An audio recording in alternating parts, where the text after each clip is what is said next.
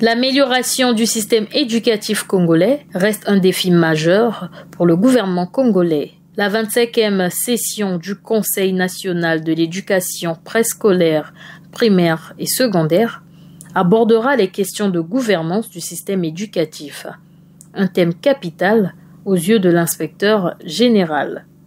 La bonne gouvernance scolaire implique non seulement le droit d'accès au système éducatif pour tous les citoyens, mais aussi que ce système prenne en compte la diversité des besoins éducatifs et sociaux des acteurs à tous les niveaux afin de favoriser l'acquisition continue des connaissances. L'objectif est d'améliorer les rendements scolaires. Jean-Luc Moutou a salué l'apport de tous les acteurs et les efforts du gouvernement avec la construction de nouvelles infrastructures scolaires, le recrutement des enseignants. Mais pour le ministre en charge de l'enseignement général, la situation de l'éducation est peu reluisante. Face à ces défis, nous procédons progressivement avec le plein soutien de son Excellence, M. Denis Sassou Nguesso, Président de la République, chef de l'État, à donner des réponses adéquates à travers l'action du gouvernement, coordonnée par son chef, le Premier ministre, Anatole Koliné-Makosso. Au niveau des infrastructures, un effort est fait en termes de construction et de réhabilitation des établissements scolaires afin de résorber la pléthore dans les salles de classe, de rapprocher les apprenants de l'école, de leur offrir un meilleur cadre d'apprentissage. La symbiose du couple éducateur-parent d'élèves est fondamentale pour accorder à notre système éducatif le plein épanouissement dont il a besoin et qu'il mérite. Le discours sur l'uniformisation de la tenue scolaire s'est invité dans cette salle au cours d'une présentation scénique. Les délégués, eux, plancheront sur les 12 sous-thèmes retenus pour la 25e session.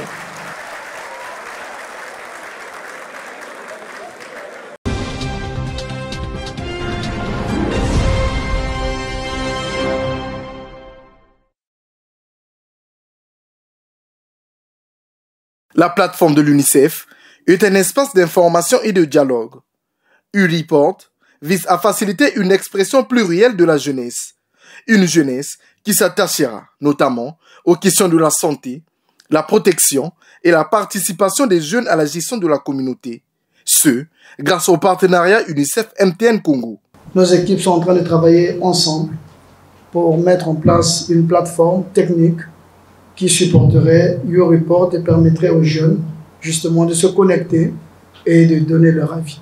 Depuis plus de 15 ans déjà, la Fondation œuvre aux côtés des institutions nationales et des partenaires internationaux dans l'objectif de donner à la jeunesse sa capacité d'entreprendre, son indépendance, mais aussi sa capacité à se faire entendre. Pour le représentant adjoint de l'UNICEF, les Congolais doivent s'approprier la plateforme avec la gratuité des SMS accordés aux utilisateurs. La plateforme U-Report a été conçue pour vous. Elle est animée par vous et je vous invite à parler de U-Report auprès des autres jeunes et faire connaître cette plateforme afin d'influencer positivement les communautés. Il suffit d'envoyer simplement le mot Congo par SMS au 2024 ou à U-Report Congo sur Facebook. Ne perdez donc plus un seul instant et venez rejoindre la communauté des U-Reporters pour faire entendre votre voix grâce à nos opérateurs de téléphonie qui nous accompagnent tous les jours.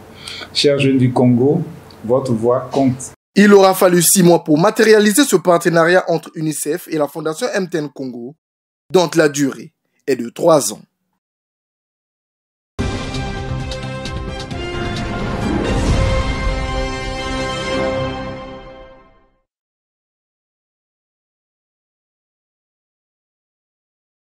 Depuis un mois, la DEC, la Direction des examens et concours, a été délocalisée du fait des futurs travaux de construction d'une nouvelle direction. Et depuis lors, les différents services de cette direction ont été transférés pour certains à l'inspection générale de l'enseignement et d'autres au complexe scolaire lycée de la Révolution, comme l'explique le directeur des examens et concours. Au niveau du lycée de la Révolution, c'est la direction départementale de l'enseignement de Brazzaville. Maintenant, au niveau de l'inspection générale, c'est la délocalisation de la DEC qui était dans l'ancienne structure, qui est maintenant au niveau de l'IGEPSA, l'inspection générale de l'enseignement préscolaire, primaire, secondaire et de l'alphabétisation. Par rapport aux dispositions à prendre, pour le moment, il y a une antenne au niveau de l'ancienne structure qui oriente les candidats qui viennent pour les déclarations des titres d'admission. Pourtant, le fonctionnement de l'administration ne connaît aucun changement avec la poursuite de la délivrance des diplômes. Les déclarations sont disponibles.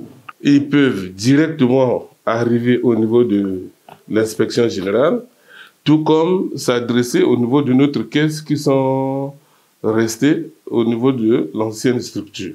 Il y a des anciens candidats qui ont déjà les originaux de leurs pièces déclarées.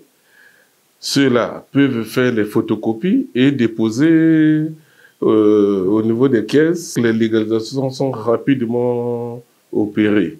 Maintenant, pour les nouveaux candidats qui déclarent leur titre d'admission, c'est très simple. Ils font la déclaration pour l'attestation, le relevé de notes et en même temps payer les légalisations.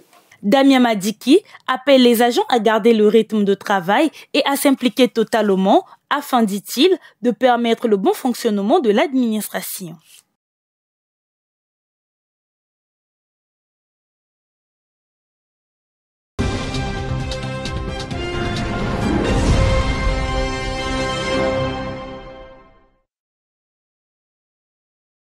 La course contre la montre à la rentrée, l'annexe du CG de Mayanga doit accueillir les élèves de ce collège qui squattent encore les bâtiments de l'école primaire du dit quartier. Depuis que le ministre avait pris possession de ce site-là, c'était vraiment la victoire pour nous. Nous l'attendons de pied ferme. Il faudrait que cette année, que les enfants soient ici là. Satisfaction, un sentiment partagé par ce chef de chantier. Bon, présentement, nous sommes sur les travaux de finition. Et simultanément avec les travaux de gros œuvres, il nous reste attelé. Et une fois les enduits terminés, nous allons commencer avec les travaux de peinture pour les meilleures finitions. Mukondo, un autre chantier qui fait réagir. C'est vraiment un plaisir. C'est un plaisir au lieu d'aller très loin là-bas, les déplacements coûtent cher. Mais il faut édire le pari avant le 2 octobre. Nous avons construit 4 bâtiments. Le deuxième bâtiment, c'est un bâtiment de bloc administratif. Et le troisième bâtiment, c'est un bâtiment de laboratoire. En total, au lycée, nous avons 15 salles de classe. Toute promesse faite est une dette. Les populations trouvent là une véritable opportunité pour leurs enfants d'avoir des infrastructures de qualité à proximité de leurs habitations. Nous gardons bon espoir que ces chantiers seront achevés de façon à ce que nous puissions répondre aux préoccupations exprimées par le chef de l'État en ce qui concerne la prise en charge effective de la jeunesse scolarisée de notre pays. Mais le déficit des enseignants est une vraie épine dans les bottes du gouvernement. C'est une préoccupation que nous avons soulevée depuis de nombreux mois déjà devant la représentation nationale et chaque fois que nous avons eu la possibilité de le rappeler, réitérer cette volonté qui est la nôtre de pouvoir procéder au recrutement du maximum des enseignants formés et pour que toutes ces infrastructures que nous construisons ne puissent pas recevoir que les élèves mais également puissent bénéficier de la présence des enseignants formés. Le département table sur toutes les infrastructures scolaires en construction pour améliorer l'offre de formation.